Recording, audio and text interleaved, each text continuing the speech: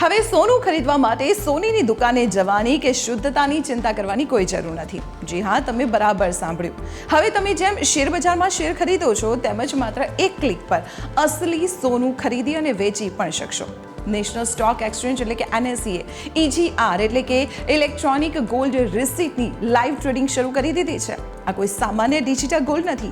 આમાં તમને 99.9% શુદ્ધ અસલી સોનાની માલિકી મળે છે, જે સેફ વોલ્ટ એટલે કે સરકારી માન્યતા પ્રાપ્ત તિજોરીમાં સુરક્ષિત રાખવામાં આવે છે. તમે વિચારશો કે ગોલ્ડ ETF પણ આવું જ હોય છે ને?